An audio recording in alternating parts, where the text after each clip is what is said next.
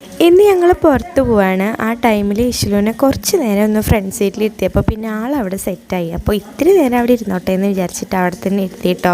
ഇഷ്ൽ ഇങ്ങനെ ഇരിക്കുന്നതാണ് നല്ല രസമുണ്ട്. സാധാരണ ഞാൻ ഫ്രണ്ട് സീറ്റിൽ ഇരുന്നിട്ട് അവൾ എൻ്റെ മടിയിലാണ് ഇരിക്കാറ്. ഇപ്പോൾ അതേ വലിയ ആളായിട്ട് ഫ്രണ്ടിൽ ഇങ്ങനെ കാഴ്ചയൊക്കെ കണ്ടിട്ട് ഇങ്ങനെ ഇരിക്കുകയാണ് കേട്ടോ. പിന്നെ ഇക്കൊന്നും അടുത്ത ദിവസം ഒരു ബേബി ഷൂട്ടുണ്ട്. അപ്പോൾ അതിൻ്റെ സാധനങ്ങളൊക്കെ റെൻ്റ് എടുക്കാൻ വേണ്ടി തൃശ്ശൂർ പോവാണ്. അപ്പം ഞങ്ങളെയും കൊണ്ടുപോയതാണ്. സാധാരണ വിളിക്കുമ്പോഴത്തേനും ചാടിത്തുള്ളി പോണ ഞാനാണ്. പക്ഷേ ഇന്ന് എനിക്ക് ഒട്ടും മൂടുണ്ടായിരുന്നില്ല, കാരണം നല്ല തലവേദനയൊക്കെ ഉണ്ടായിരുന്നു. ഒന്ന് പുറത്തൊക്കെ പോയി വരുമ്പോഴത്തേനും തലവേദനയൊക്കെ മാറി ഉഷാറാവുമെന്ന് പറഞ്ഞിട്ടാട്ടോ എൻ്റെ അടുത്ത് കയറാൻ പറഞ്ഞത് വണ്ടിയിൽ. എൻ്റെ ഇക്കു എന്നെ സ്നേഹത്തോടെ വിളിക്കുമ്പോൾ ഞാൻ വരില്ല എന്നൊന്നും പറയില്ല കേട്ടോ. എത്ര വൈകിലും ഞാൻ എൻ്റെ ഇക്കുവിൻ്റെ കൂടെ ട്രാവൽ ചെയ്യും. എനിക്ക് അത്ര ഇഷ്ടമാണ് ഇക്കുവിൻ്റെ കൂടെ പോകാനായിട്ട്. അങ്ങനെ ഇതേ തൊട്ടടുത്തുള്ള ഒരു ടീ ഷോപ്പിൽ നിർത്തിയിട്ടോ ഒരു ചായ വാങ്ങി കുടിച്ച് കഴിഞ്ഞാൽ തലവേദന കുറയും പറഞ്ഞു. ആദ്യം ഞാൻ കുറേ വട്ടം വരുന്നില്ല എന്നൊക്കെ പറഞ്ഞു.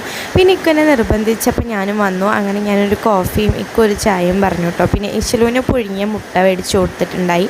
അപ്പോൾ ഇക്കു തന്നെ അവൾക്ക് മുട്ടയൊക്കെ കൊടുക്കുന്നുണ്ട് കേട്ടോ. പുറത്ത് പോകുമ്പോൾ ഉണ്ണിക്ക് വേറെ ബേക്കറി ഐറ്റംസിന് പകരം ഇതുപോലെ പുഴുങ്ങിയ മുട്ടയൊക്കെയാണ് കേട്ടോ കൊടുക്കാറ്. അതാകുമ്പോൾ ഹെൽത്തിയാണ്. അത് ഉണ്ണിക്ക് ഇഷ്ടമാണ് കേട്ടോ. അതുപോലെ വല്ല ഫ്രൂട്ട്സോ അങ്ങനെയൊക്കെയാണ് ഞാൻ കരുതാറുള്ളത്. അതാകുമ്പോൾ ഉണ്ണി കഴിക്കുകയും ചെയ്യും.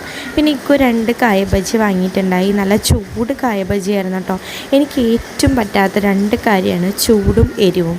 ഇത് രണ്ടും ആയിക്കഴിഞ്ഞാൽ എന്നെക്കൊണ്ട് എത്ര ടേസ്റ്റുള്ള ഫുഡാണെങ്കിലും കഴിക്കാമെന്ന് പറഞ്ഞു കഴിഞ്ഞാൽ ഭയങ്കര ബുദ്ധിമുട്ടാണ്. അങ്ങനെ അതിൽ നിന്ന് കുറച്ച് കഴിച്ചു കേട്ടോ. തലവേദന ഉള്ള കാരണം ഒന്നിനും അത്ര മൂടൊന്നും ഉണ്ടായിരുന്നില്ല.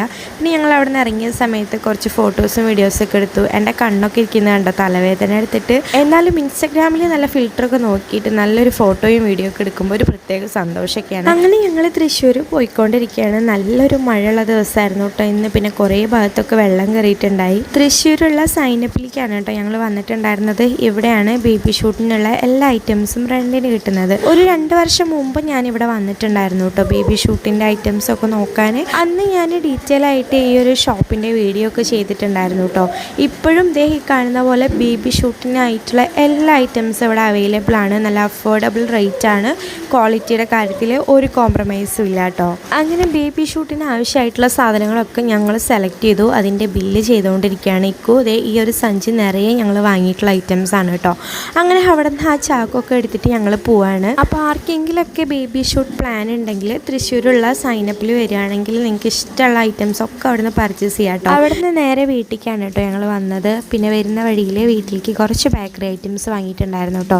ഒരു സമോസയും ഒരു പപ്സും ഒരു ഉള്ളിവട കേട്ടോ വാങ്ങിയിട്ടുണ്ടായിരുന്നത്. ഇതാ എൻ്റെ ഇഷ്ടലൂട്ടിന് ഇവിടെ കളി തുടങ്ങിയിട്ടുണ്ട് കേട്ടോ. എല്ലായിടത്തും ബാക്കിലേക്ക് എറിയലാണ് മൂപ്പരാളുടെ ഒരു സ്ഥിരം പരിപാടി.